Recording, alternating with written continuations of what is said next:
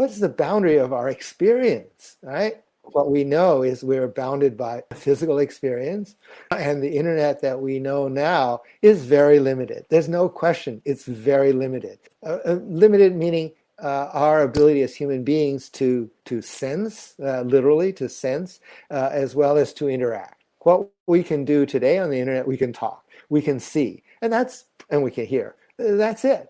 That's pretty flimsy. That's why everyone got so concerned about the beginning of the pandemic. Oh, we're all isolated. We're not going to have enough social interaction.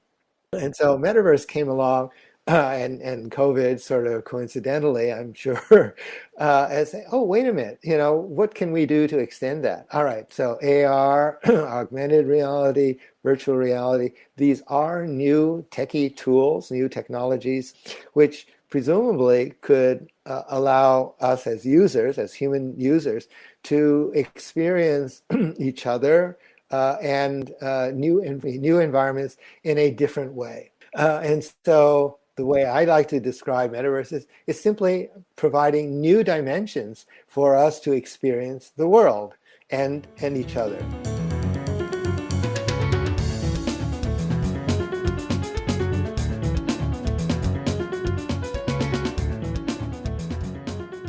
Hey, welcome to Unlatched Mind. So my guest today is Dr. Po-Chi Wu. We had Po-Chi on the podcast back in April of 2019, so a long time ago. I've been fascinated with the future of technology, right? Metaverse, blockchain, NFTs. I've been fascinated with what's in store, what's in store for the future, for technology, for these types of technologies, and mainly their impact on society, on us. I don't know. I think there's immense amount of impact that these type of technologies are going to have on all of us, on how we interact and how we progress as a people, as a race, really. So anyway, I started researching some content out there, and I came across Po-Chi's content, and of course, I loved talking to him last time we spoke. So I really looked him up to discuss NFTs and blockchain and the metaverse and all things technology and the big change that's coming. We certainly did that, but we also got into philosophy, entrepreneurship, and some of the blockers, some of the challenges we have and the fears we have to some of these technologies and change in general. So, but anyway, with that, I give you Dr. Po-Chi Wu. We were back I think you were my 5th episode back in 2019. So. Isn't that amazing? It's so cool. Yeah, it really is. And I had to look up a lot of stuff we talked about, and I remember really enjoying the conversation. So again, appreciate your time again. But talking about change, I mean, and I have a bunch of these curves here, and I want to kind of ask you about. But sure. Well, before we dive in, I'm getting ahead of myself. Save folks the research, go back on the other episode, but give a little background on yourself just to catch everyone up to who is the Po-Chi. Okay. Well, I think one of the privileges of becoming a senior citizen is that if we are blessed, we have a clearer idea of who we are, why we are here, and really what we think life means to us. So I am most active as an advisor to startup companies. A lot of them are here at UC Berkeley in the accelerator program we call SkyDeck.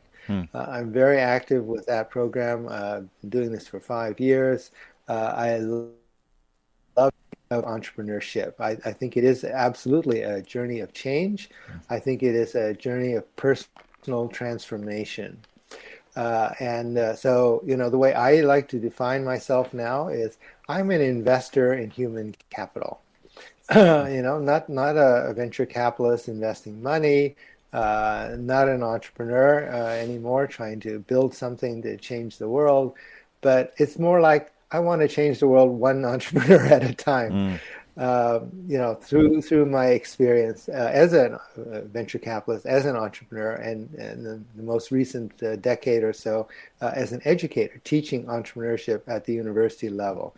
So I see that progression of my life as just kind of moving upstream, trying to catch the fish while they're still minnows and kind of training them a little bit, or not training, really guiding, and that's also important. I think My style of advising is really more to challenge people, to ask questions, to probe, to make them uncomfortable with some things that they may not be very aware of. And that, again, is, I think, one of the privileges of being older. So we can say these things. First of all, we can see these things. Second, we're not afraid to say these things as, what the hell? I don't need anybody to like me. I'm not paid as well, sometimes, after they mature a little bit, I will be a paid advisor, in stock. And that's still a huge bet because we all know that 90% of them aren't going to make it anyway. So it's basically, it's not charity.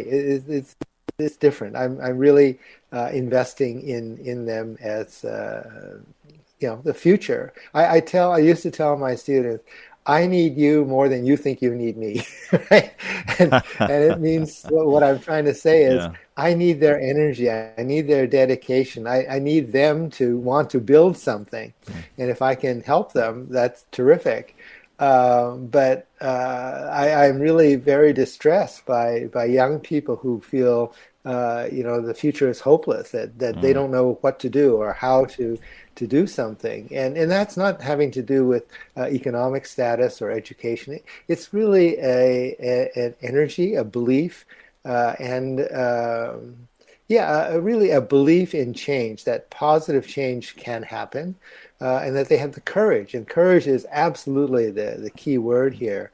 The courage to experience it, to experience the difficulties and the transformation.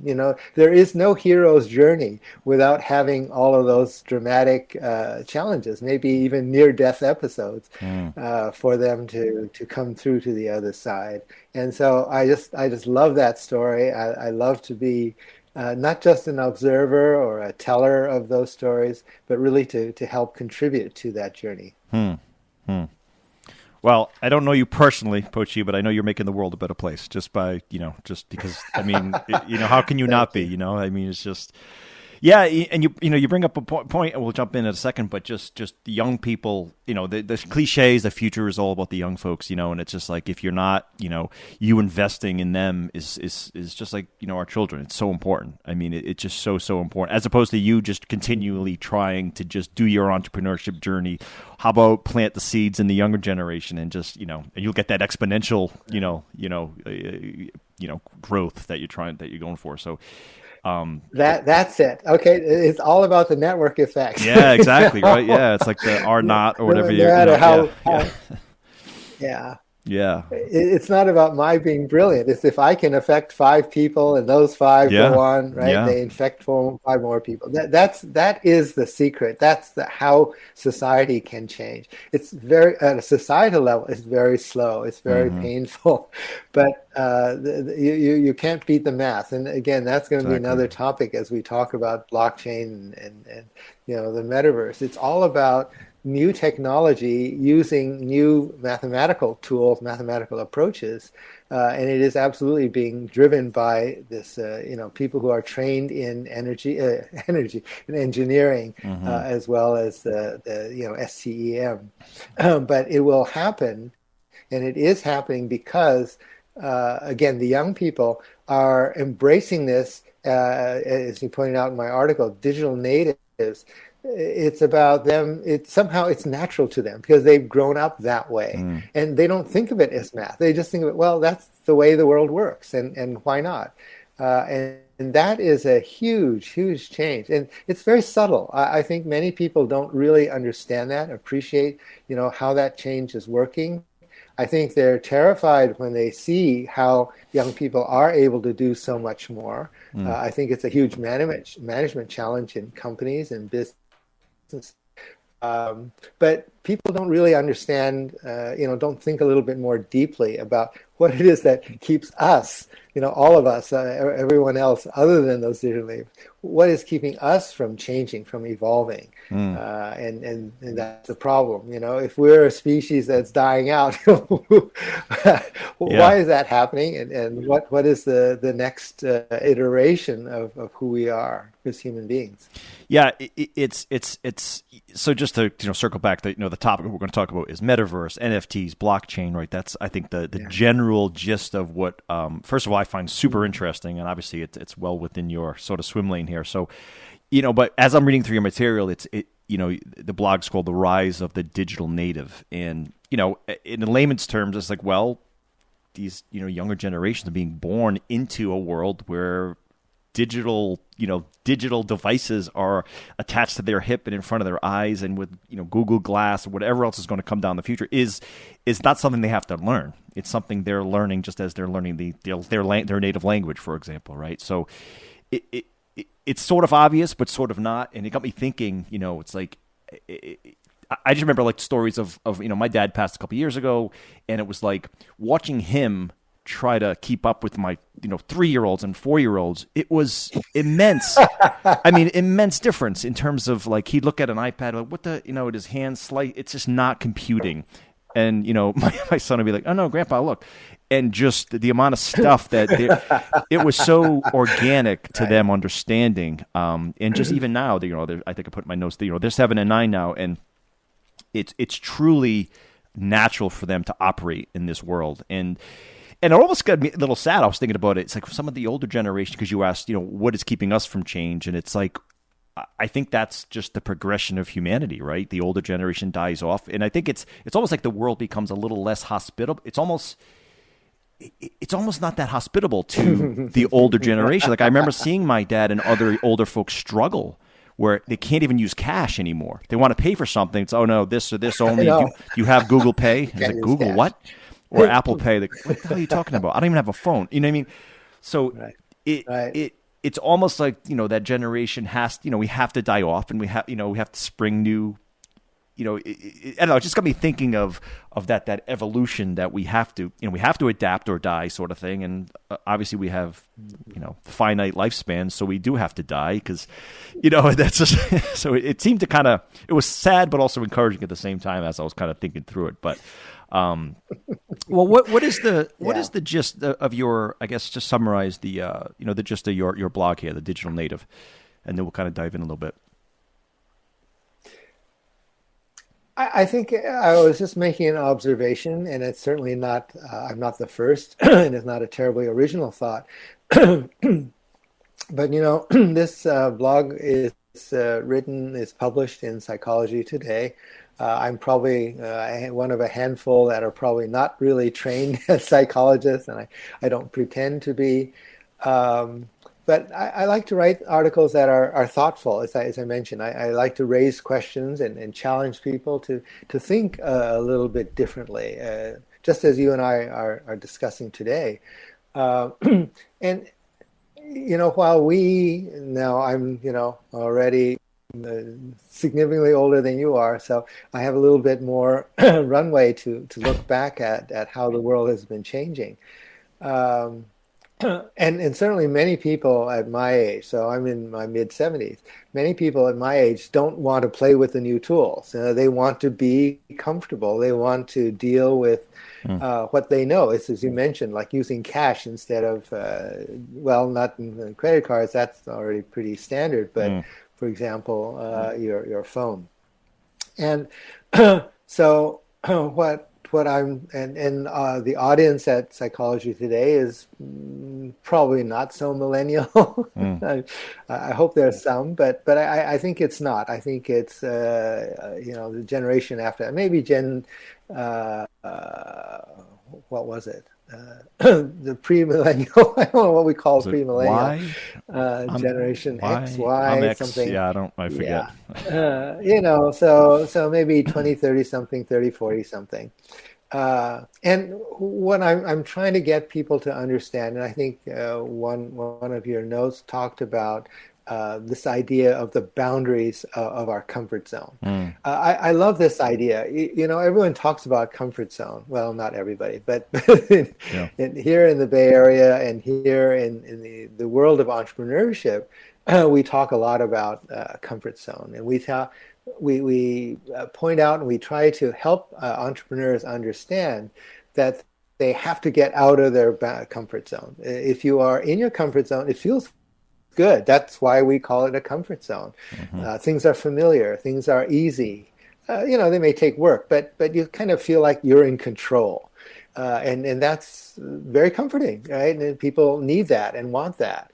Now, if you get out of your comfort zone, what does that mean, right? And the first thought is it's unknown. I don't know what it means to be out of my comfort zone, other than it's uncomfortable. And how do I deal with that? And that's the point I was making earlier about courage. You need to understand, when does your courage kick in? So recently here, we've had a rash of all kinds of terrible traffic accidents, car accidents.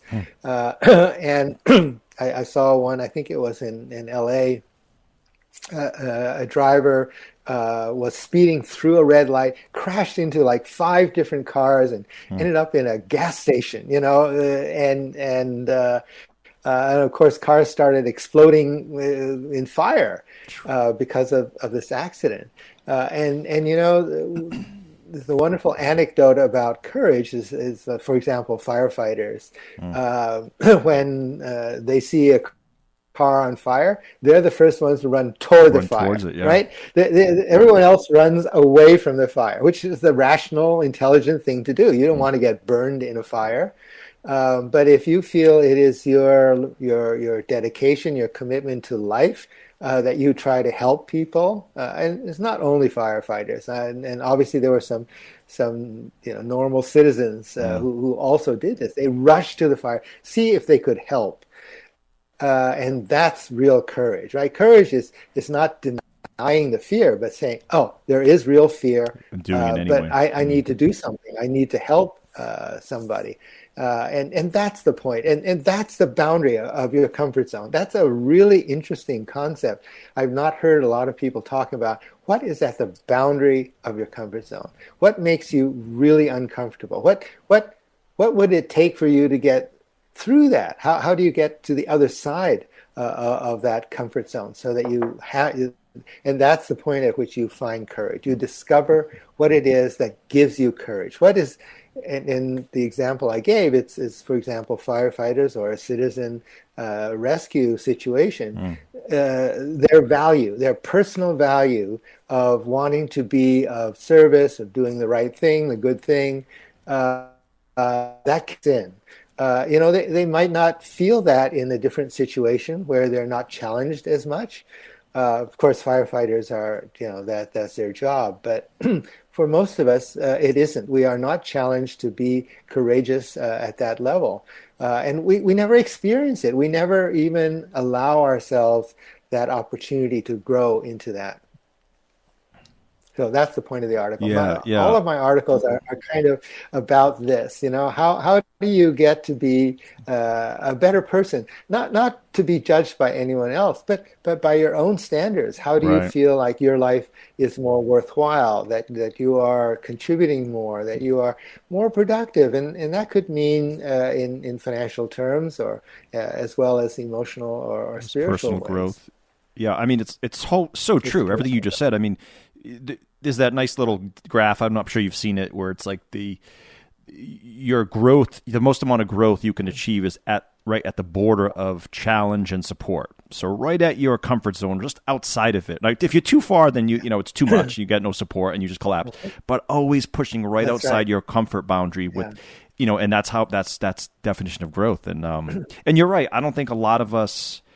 Yeah. I think it's so easy because it's uncomfortable, right? As human beings, I think we've evolved to be safe and alive and not unsafe. So you don't want to, so pushing that, I think confuses our brain to think that we're in some kind of mortal danger, or and we're not. It's just a fear, and it's like it's illogical actually. But I guess it's logical, but if you think about it, I guess it is logical, but it's just that you get those, the hormones kick in, we there's no lion out there going to eat us anymore. You know what I mean? So I think it's tied to the same kind of, evolutionary principles. And so I think that's why entrepreneurship is so rare, right? Because it's scary as hell, isn't it? I mean, without well, it is. It is. But you bring up another really interesting interesting point, which is you said, well, it seems logical. It's so-called natural, right? It is. It is because of our so-called lizard brain, the fight or flight instinct that we seem to still be born with as animals, right? And human beings. But what is so interesting is that the fear for us as humans, as opposed to animals, or at least we think, literally, we think about what makes us fearful or what we are afraid of, and we run away from that.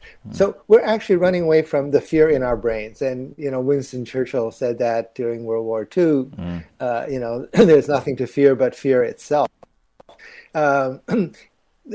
What is so interesting is that to counteract that is a non-rational act. Mm-hmm. Right? It's a again, just like the example of running toward a burning car. Is the rational thing is to stay away, right? But there has to be a more important reason for you to run toward it, and so that's the essence of the problem of fear, is that somehow you have to recognize that the fear can be very real, can be a very rational thing to be afraid of. You should be afraid of these things.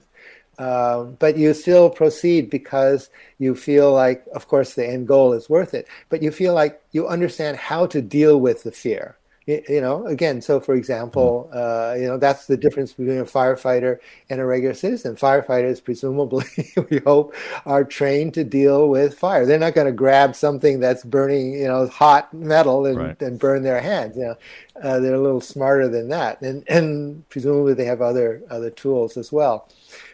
So it is tools. Tools is the point, but the key is is having trusting in something else other than your analytical, intellectual brain. Now, that's not meaning you can be irrational or crazy or just a dreamer. That's not what I'm talking about. But you have to find that inner. It's not even an inner strength, but it is an inner. Let's call it a superpower. And I actually try to guide entrepreneurs. I say, one of the most important tools, and something that I can't give you, I can't help you with, but I can help guide you, is you have to learn how to train your intuition. And the reason I can't teach you that is it's not me. It's not about any knowledge or experience or my superpower. It's you have to go out, you have to put yourself at that boundary, test yourself, look at the feedback you get from other people, from yourself, from whatever the situation is, and that's how you train your intuition, by allowing yourself to make all these little adjustments, and a lot of them will be mistakes. So you're learning from your mistakes, you're learning from your failures. That's going to train your intuition. It's not that you do all the right things. Okay, you graduated at the top of your class in high school and in college, and you're Phi Beta Kappa, blah blah blah. That's not going to do it. That's terrific, and it's going to help you a lot in your career. But if you don't learn how to train your intuition, you will be terrible at whatever job you do, because you won't know how to interact with people. You won't find any personal courage. Everything is literally book knowledge. And I'm a really good example of someone who's overeducated with book knowledge. And I dedicated my youth and my young adulthood to that, because I thought that was the direction that I should be going. And it took me a long time, well into maturity, to realize and understand what this means, to learn to trust and develop your intuition. Now, intuition is not instinct, and intuition, again, is not dreaming. It is really something that you discover about yourself, about how you perceive and want to interact with the world. Yeah, you're right. It's not. It definitely isn't dreamy type intangible. Well, I guess it's sometimes intangible, but you really are just taking micro cues from your environment, from yourself, and adjusting and understanding them and organizing them and responding. And so it really is. I think it's a lot of sort of that, right? And it's, if you add it all up and aggregate all the little micro cues you're getting, a lot of times we miss them. But once you mature in that way, I think the way you said, your journey was maturing in that way. You start to realize there's a lot of cues out there, whether it's socially, professionally, romantically, whatever it is. I don't think you could truly be successful to the degree you can unless you're really keyed into those micro, I would say, cues, if you will. I really believe that, because I've noticed the same thing. We have some really, I'm in the technical fields, super technical geniuses I've worked with that really have very little of that that ability we're talking about, and they struggle. They struggle, and the ones that have a little of both tend to do much, much better, just in general. So it's so true. You see, you brought up an extremely important point. So the difference between book learning, it's kind of like counting pixels. Book learning is like counting pixels. You add up all of these bits of data, and you come to a conclusion, a rational conclusion. But we as human beings, we function based on patterns. Everything we do is based on pattern recognition. And intuition is kind of like the ultimate pattern recognition engine, if you will. And just as you described, that's the point. We are too used to being trained to looking at data points. It's like, let's track all our financials. Let's be a real, finance wizard and just understand all the transactions and all the interest rates and all this stuff, everything that's going on in our business from a financial perspective. And that's good. And that's important. But what you're really looking for, and what an investor is looking for in a startup, or an investor is looking at a public company, they're looking at the overall pattern. What's going on here? Is the pattern makes sense? Because details will constantly change, right? And all that data, if you try to process all this is the whole rise of artificial intelligence and machine learning.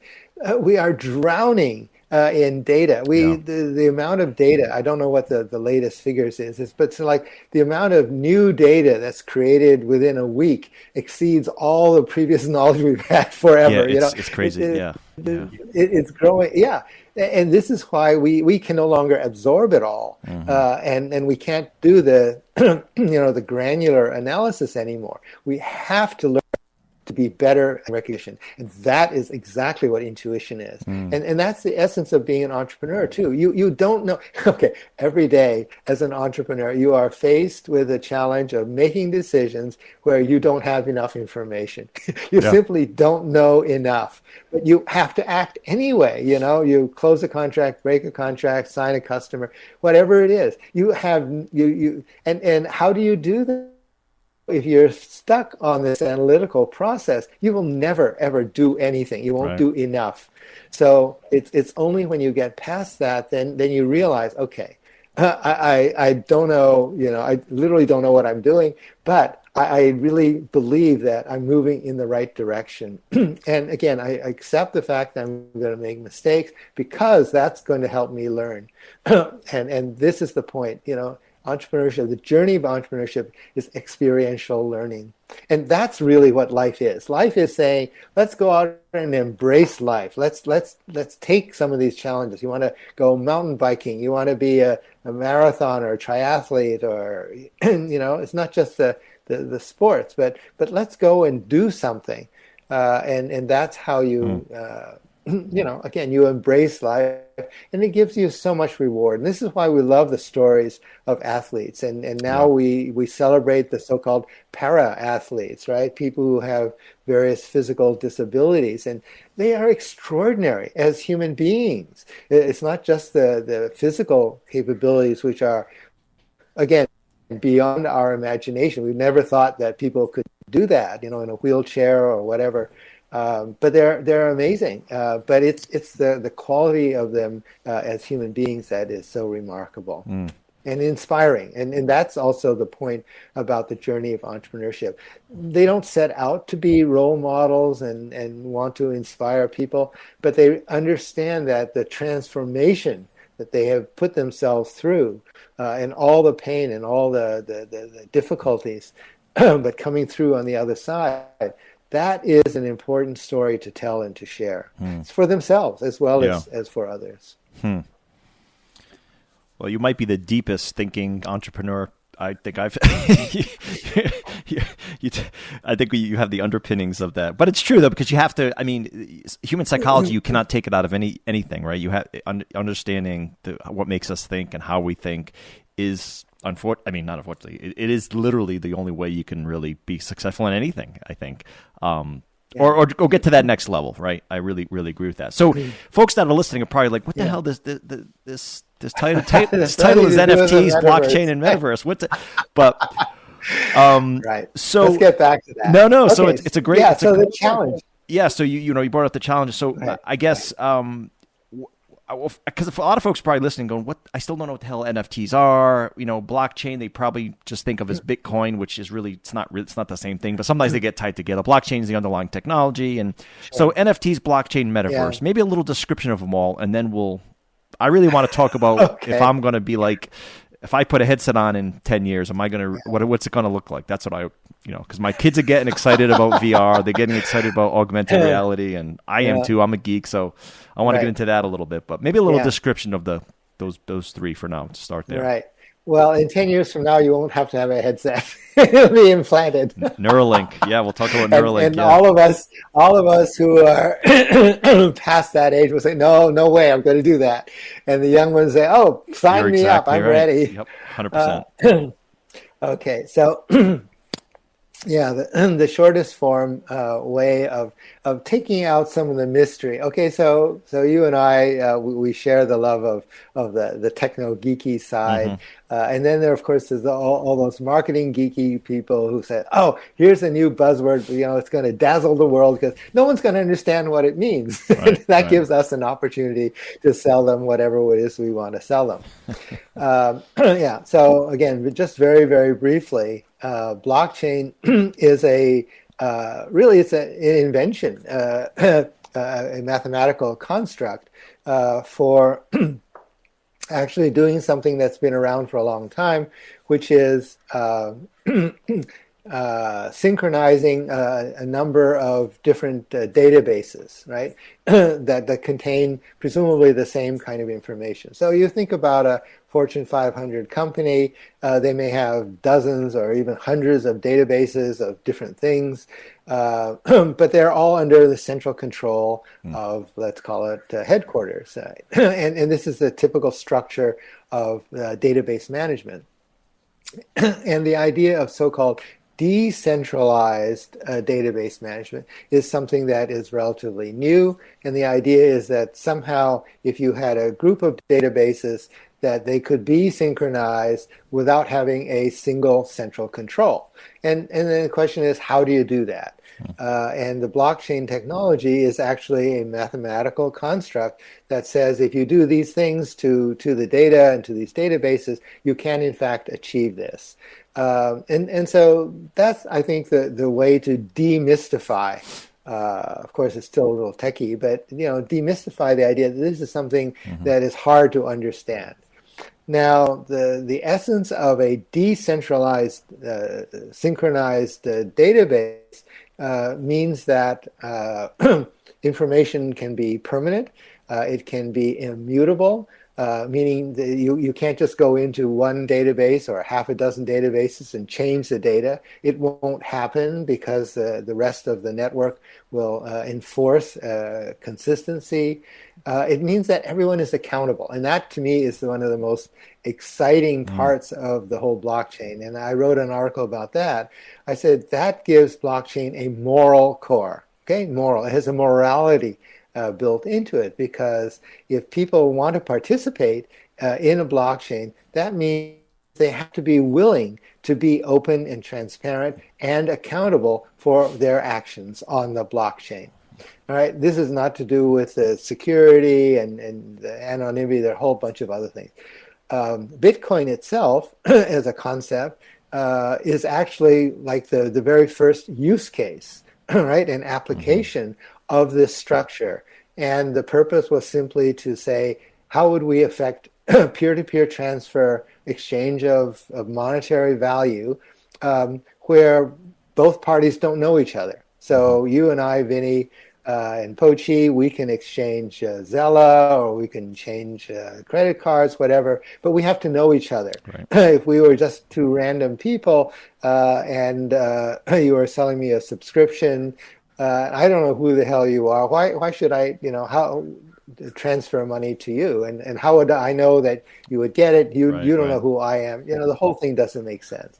So one of the words that bandied around a lot is, they call this a trustless system, is a system of exchange, a system of behavior that says the parties don't have to trust each other. And this is why this is a mathematical construct, because the blockchain is actually a mathematical solution to a problem that has existed forever, which is if you had a group of generals, let's say you had 20 generals from different, even different countries, and they all wanted to attack one particular target, and these 20 generals didn't trust each other, right? So you can't believe that whatever they're going to tell you is true. How do you coordinate an attack? And that's the point.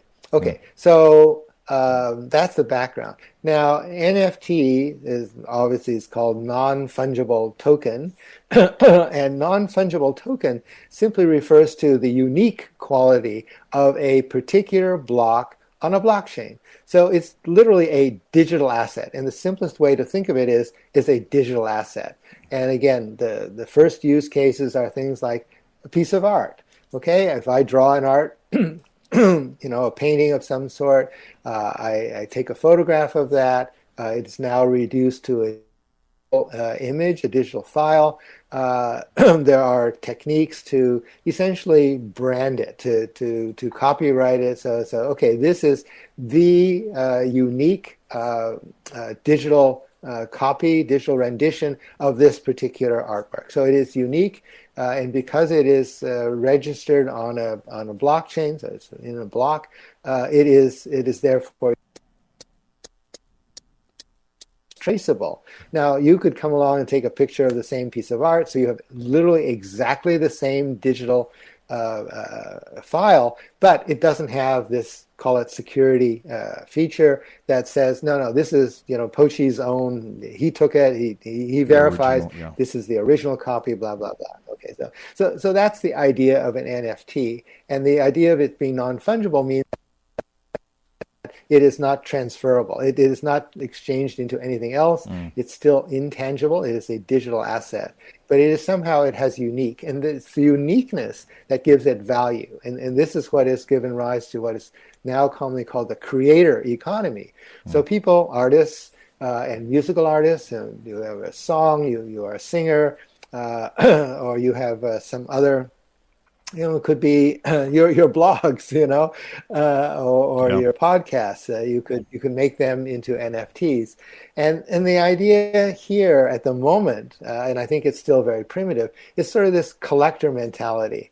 I saw on TV that there was I think one of the highest priced sports trading cards was traded for, I don't know, was it $40 million or some maybe only $7 million, an astronomical amount of money for a piece of cardboard. Yeah. But of course it had historical value and so on and so forth. So think of this as the digital equivalent of collector cards.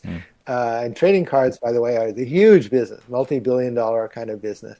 So there are people who care about owning a unique version of a something, and being the first and the only, whatever. And by the way, a number of major fashion brands. I know Nike has something, but I was thinking, who is the bigger one? Not Bulgari. I'm blanking on who anyway, one of the major top fashion brands. They're doing the same thing. They have the physical object, like the shoe, a Nike shoe, that they would sell for like $250,000 because it's a unique, right? They only make one copy of the shoe, and it's branded with I don't know, Michael Jordan or whatever it is. But they also sell an NFT of the same physical object, and the NFT now has a separate value, can be traded separately as well. So anyway, people are jumping all over this, trying to see what does it mean to have a unique digitally identifiable file of something that could be intangible or tangible. And so that's NFTs. Now, the metaverse is a much more interesting concept, because I do think it is a combination of hype from the techie side as well as from the marketing side. But the way to think about it is that we've been talking a lot about this next generation, your children, 7, 8 years old, I think you mentioned. So anywhere from probably 7 to 17, let's call it this decade, they are looking for new experiences. We have trained them. Okay, we have created tools like iPhone and the VR and so on. We've trained them to think about, how do you have new experiences? So just as we were talking earlier about the boundary of our comfort zone, what is the boundary of our experience, right? Now, what we know is we're bounded by physical experience, and the internet that we know now is very limited. There's no question, it's very limited. It's amazing, right, compared to what happened, what was available pre-internet, 30 years, 40 years ago, but it's still very limited. And so the question is, limited meaning our ability as human beings to sense, literally to sense, as well as to interact, right? So what we can do today on the internet, we can talk, we can see, and we can hear. That's it. That's pretty flimsy. That's why everyone got so concerned about the beginning of the pandemic. Oh, we're all isolated. We're not going to have enough social interaction. And so Metaverse came along, and COVID sort of coincidentally, I'm sure, as oh, wait a minute, what can we do to extend that? All right, so AR, augmented reality, virtual reality, these are new techie tools, new technologies, which presumably could allow us as users, as human users, to experience each other and new environments, new environments in a different way than we have before. And so the way I like to describe Metaverse is simply providing new dimensions for us to experience the world and each other, to interact with each other. We can interact with each other instead of now over a Zoom link.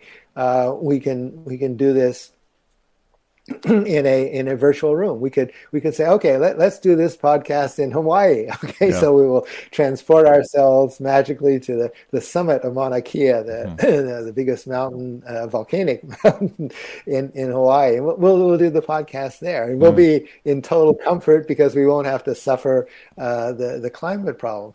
Wouldn't that be extraordinary? Well, yeah, maybe. Can we make money? Yeah, maybe. So anyway, we're very, very early, both on the technology side, as well as really understanding how will people really utilize this. The first thing that always happens with new technologies, right? So there's an interesting sequence here, and this is also where age gives us some special perspective. So think about when fax machines first came along. Almost no one even remembers what fax machines are.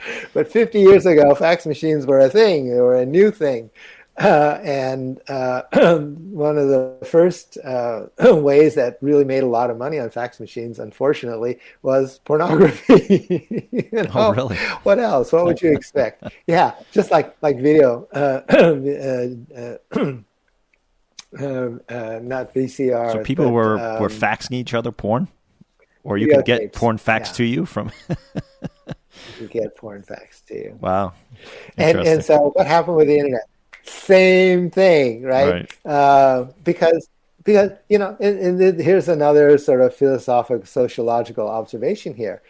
The people who are most who can pass this boundary of their comfort zone are people who tend to want to do things that are illegal, right? Because legality is literally a boundary that society puts around our behavior and So it's the says, same no, you mindset. Yeah. shouldn't do these things, or you can't do these things, right? So there's literally a boundary. But if you are criminally minded, and I'm not necessarily meaning, violent criminal kind of thing, but if you simply say, hey, why should someone prevent me from selling cannabis? It's relatively harmless. Or why should someone prevent me from selling pornography and so on? Okay, I don't want to get into the morality and the questions there. Right. But the point is, the mentality is, I don't have a boundary. Right? I can do whatever I want to do. And, obviously I hope I won't get caught. I understand it's illegal, but, screw it. I'm just going to do it. Right. Try to figure out how to get away with it. And that happened with blockchain and Bitcoin, right? When a lot of the early pushback against Bitcoin has been because it has been used as a means of paying for not only pornography, but really bad things, arms trading, human trafficking, people who are criminals, who are need to be compensated. Money has to be transferred for their criminal activities. And so everyone said, oh, it's terrible. Oh, it's anonymous, and so on and so forth. But, that is simply, again, it's a fear. We talked a lot about fear. Yeah. It's a fear pushback based on total misreading, misunderstanding of what's happening.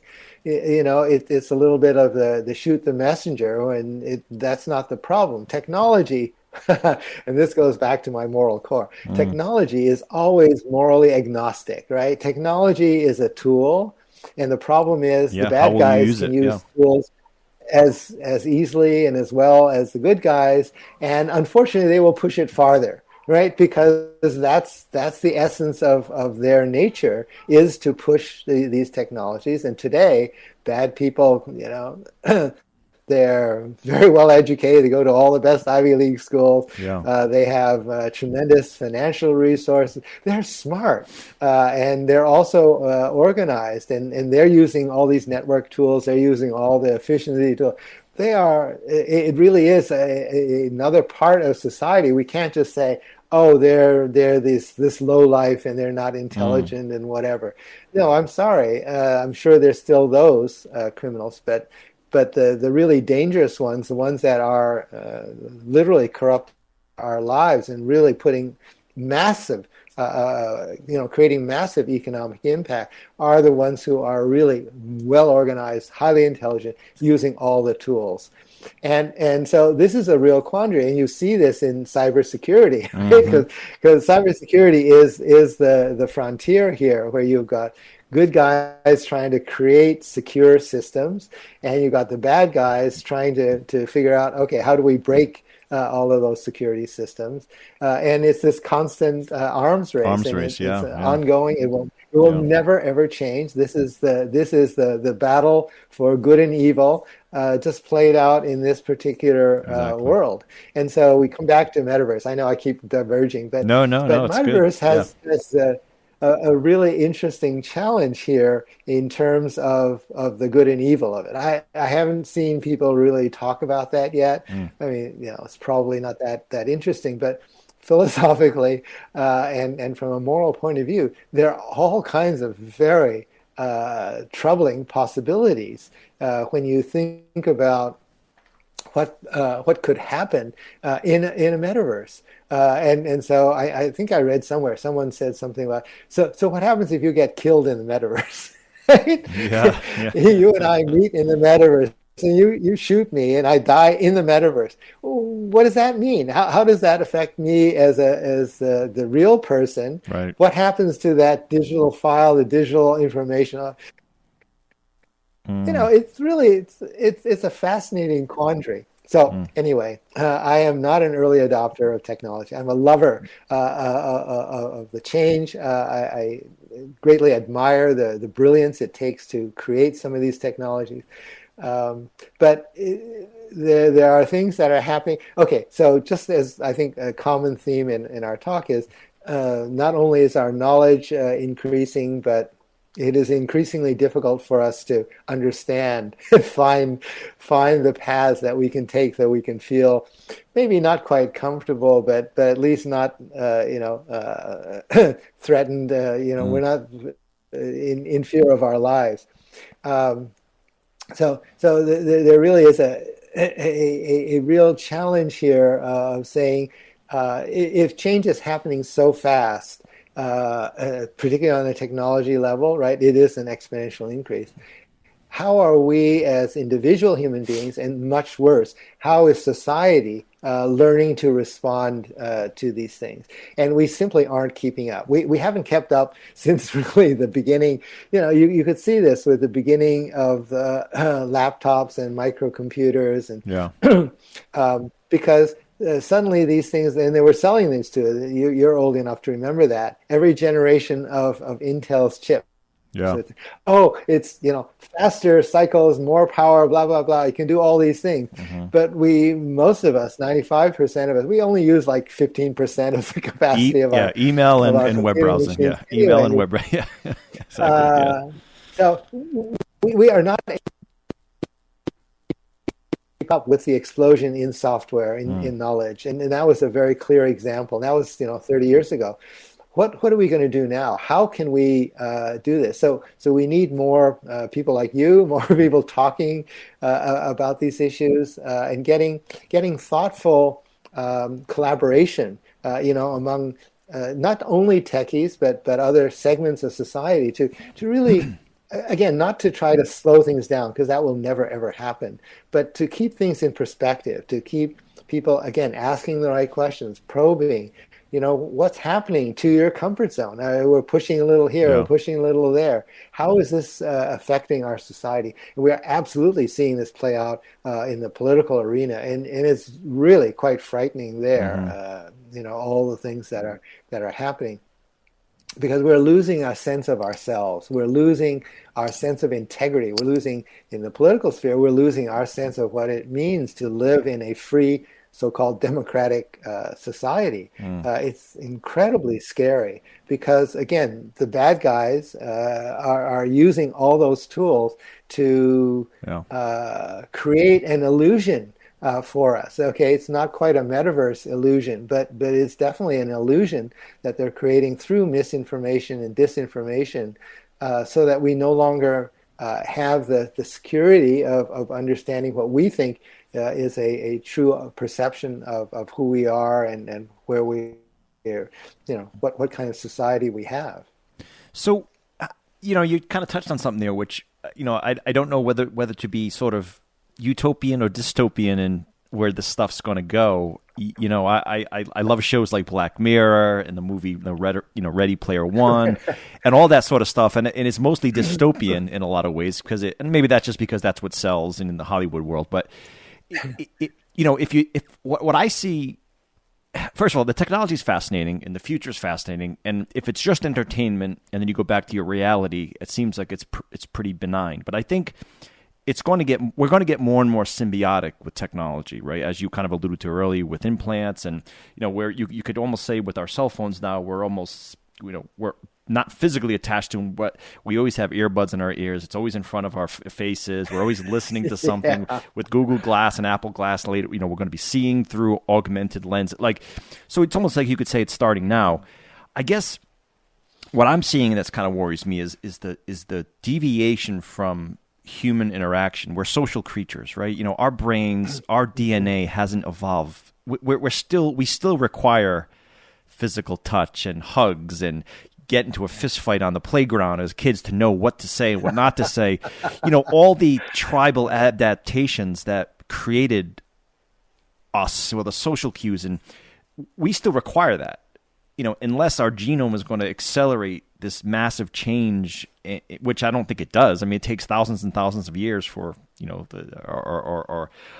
I don't know, our DNA to alter and change and our biology to adjust to things, right? And so that's what kind of scares me is you kind of look at our, even I always give the food example, our bodies still require the same type of food, whole grain, non-processed stuff that we would find in the ground. And all of a sudden, for-profit agriculture and our bodies are like, it's not good. A lot of us are so unhealthy now because, our bodies are still expecting the old way to eat and now the for-profit stuff. So, you take that and you add on this social complexity of this digital world, and we still have the same old minds and brains and social requirements. So I don't know. I try to be optimistic, but I feel like the metaverse is just going to make that worse. Like, this just you look at and I want to be positive, but and maybe it's like anything else where you need to take technology with the right amount of dosages, and then you have to get outside and play or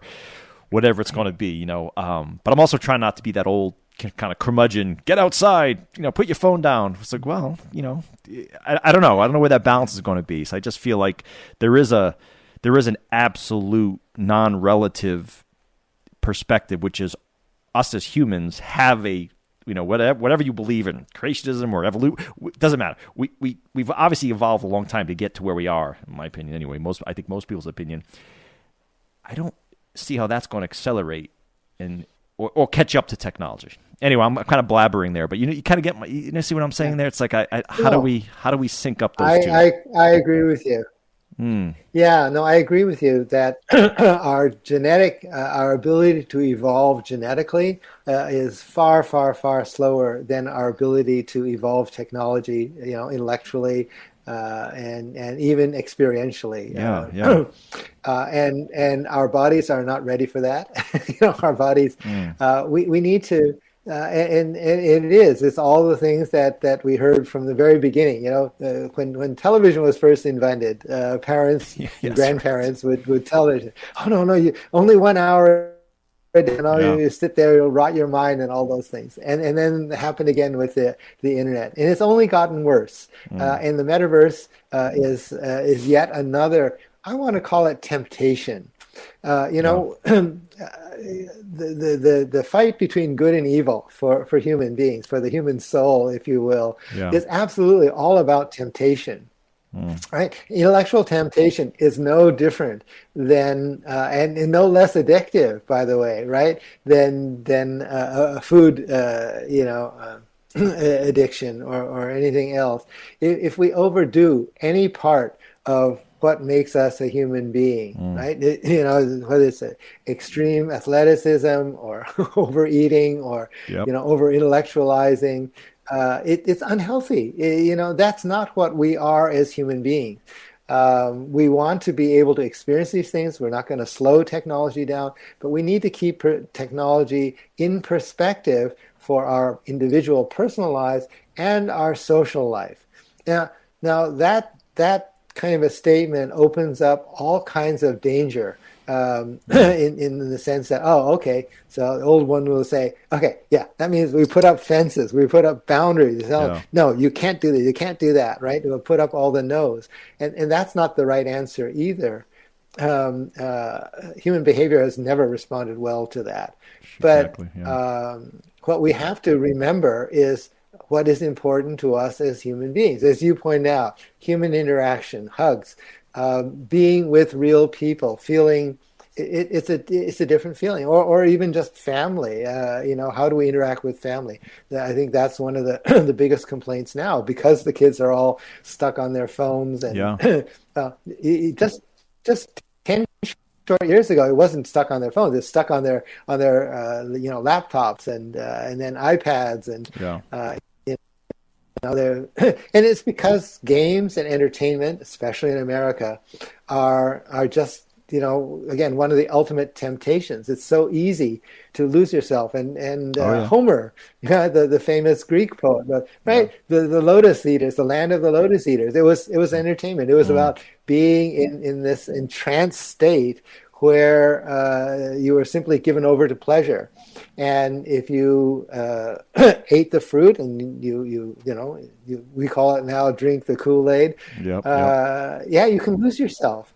And if you lose yourself, then you'll never get out of it. So we And that's can the never danger. lose ourselves. Yeah. Yeah. I'm sorry to interrupt you, but that's, you touched on something so important there. No, But no. even, you bring the Homer example, and then you fast forward to today where games and the future, whatever it's going to be, in Metaverse, these software development companies have psychologists on staff as well, because they know exactly how to hack our dopamine receptor. Like, they know what color, what sound to make, to click that. I mean, so, I was talking to my wife about this a while ago, and I was just looking at some of the games our kids are playing, and the most benign game ever, they're just playing, it's fun, but I could see their eye, their pupils are dilating, and they're just like, gotta, and then the battery will die on it, and it's like they got shot in the face.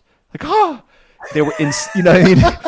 And it was like, and you just, no, it's absolutely true. It's unbelievable how effective and efficient, the technology is to keeping you hooked. And, we do it. It happens to us as adults too, with the algorithms and YouTube, and hey, you like this? Is this getting you excited? You click on that, I'll give you more of that. So it's almost like that. I agree with you. I like your point of that. These are all temptations that we have to stay grounded and understand. You just have to have that solid base, so then you can go, like anything else, just have a solid base, whether it's a good social network, a good self-image, and then you go out into the world, and these things become, you become more adept at in interacting with those things in a healthy way. You young girls on their, on their phones in bed at night, or the suicide discussion, all this stuff is so sad. And it's like, because they're just, maybe they don't have, so I don't know. I just, that balance is always something that worries me a little, but you're right. You framed it as a temptation, which resonated with me, because it's almost like we have to be grounded, like anything else, to resist at the right level these temptations, whatever they might be, but it's interesting. And that's the point. It is about. Yeah, no, I was just going to say what's almost, it's a little bit tough about this one too, is that because it's just like addiction to food, right? Where say, if you're addicted to heroin, stop doing heroin. It has no biological benefit. But if you say you're addicted to food, right? Addicted to food is tough because you need it to survive, right? So technology, I put in that category as well, because the most, we need it to be productive. We need it to work. I mean, I'm in front of a computer 15 hours a day, 11 of it's probably work, so it's like the balance of it's temptation, but it's also what you need to sort of live in a sense. So that's a hard balance. You can't just say no technology. That's not a thing. That those days are long gone, so. No, that's right. Yeah, no, we can't be ignorant, right? And we have to learn. We have to keep up, or at least try to keep up. But again, it is about understanding a pattern rather than getting lost in the detail. And going back to the core topic here, people get lost and get what is it? Distracted. That's the word. Get distracted by all the technobabble, all the words that they don't understand, and that just means the mystique is greater. And of course, there's fascination with that, but there's also fear with that. And all of that is you got to get past that. You got to try to understand what is the essence of what's going on here. So this is why there's so many scams in the cryptocurrency world, and everybody says, well, it's blockchain. Blockchain is evil. No, blockchain doesn't know good from evil. Blockchain is simply a mathematical construct. Right. Cryptocurrencies are a mathematical construct. Now, the some problem is people some are just of them evil. are built well. Some people are just not so nice. And some of the constructs are not very well done, and so you got to take your chances, but you want to be intelligent. You need to know what is happening. And by the way, just in this, I want to give a plug to another organization here in San Francisco that I find quite interesting. It's called the Center for Humane, HUMANE, Technology, and it's started by a former Google and Facebook employee, a very senior guy. His name is Tristan something or other. Tristan really Harris. Interesting. Tristan Harris? Yeah, Tristan Harris. Yes. Yep. Harris. Yeah. That's an interesting topic. Someone maybe you want to talk to at some point, or someone in his organization. Because they're really trying to do something to surface this kind of discussion. Yeah, no, that's a great point. Yeah. And I think, well, that's another thing that fascinates me is, and we'll wrap up here in a second. I know we've been going over an hour. Is the morality or ethics of AI? I think that's I've done a few podcasts on that. I think it's a fascinating concept because it really pulls it. It's a hard problem. That it's a really hard problem to solve, but it gets pretty crazy pretty quickly when you start thinking about some of our ethics and some of our biases and how it gets into some of these algorithms, even unbeknownst to us, or if the algorithms learn certain things and they become biased on their own. It's so interesting. So interesting. But yeah, any. Yeah, well, you mentioned earlier that.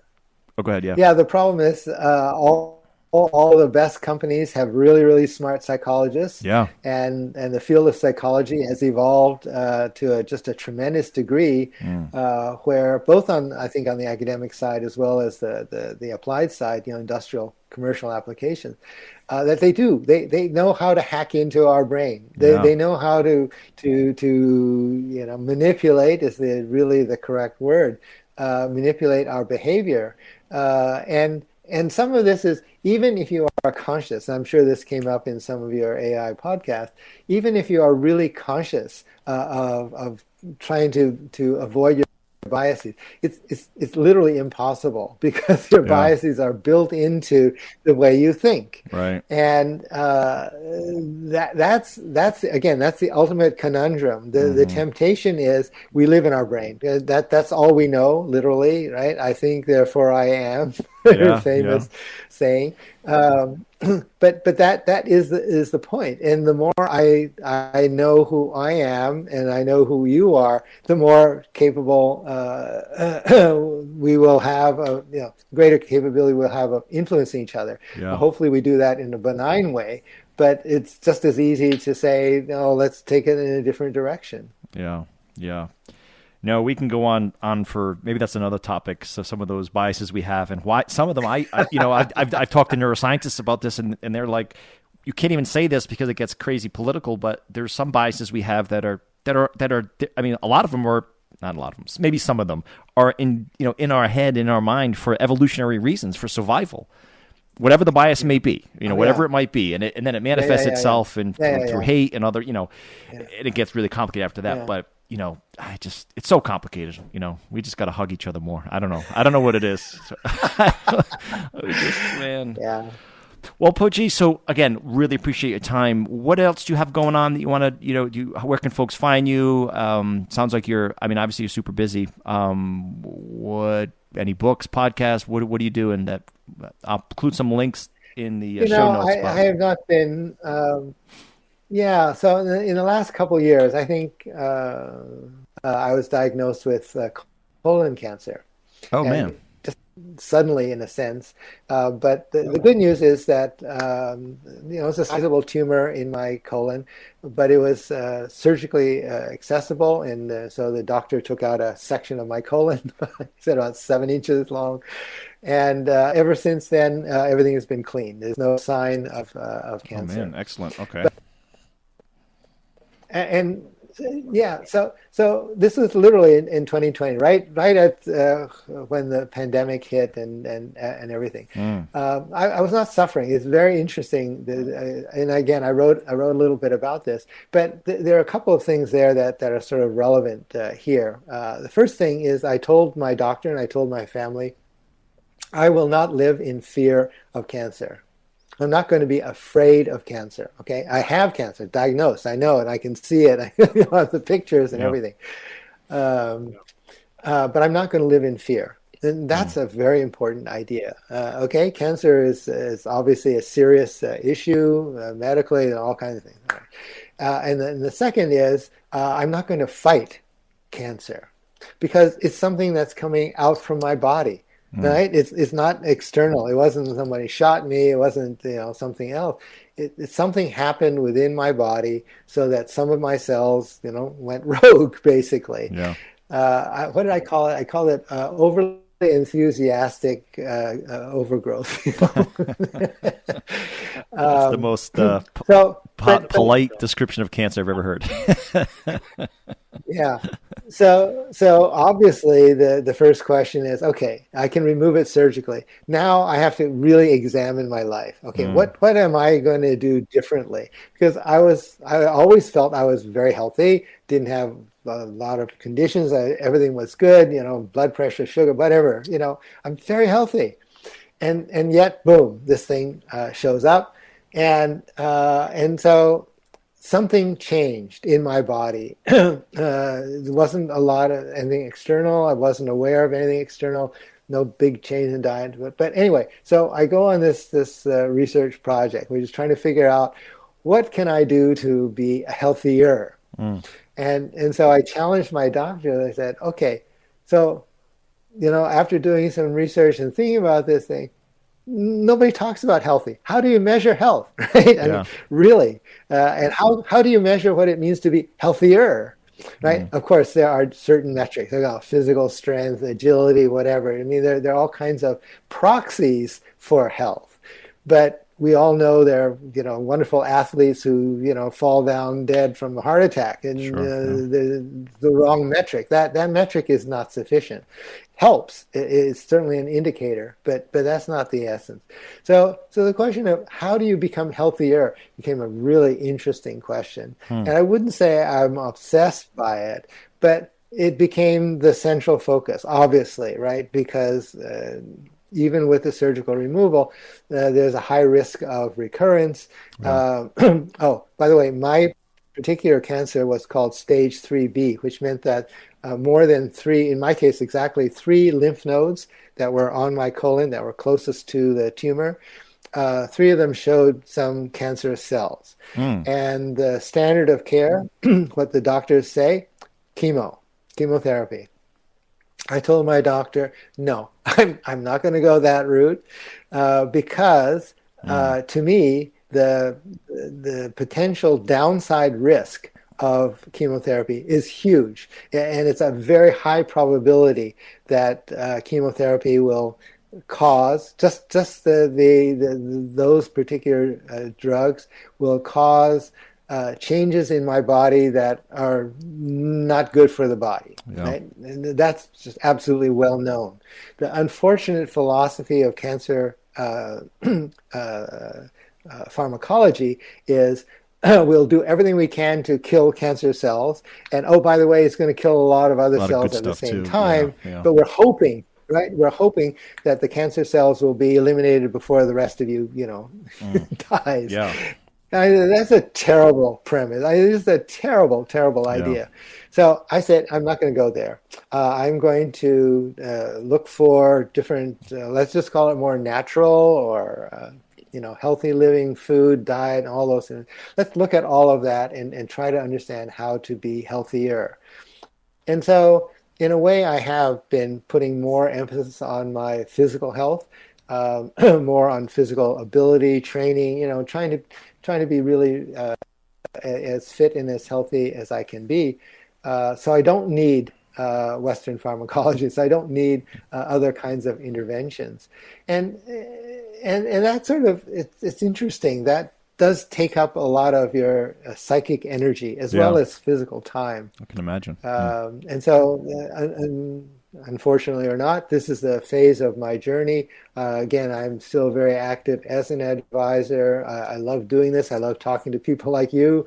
I love to write. I haven't done enough writing lately. I just need to make some time to do that. mm.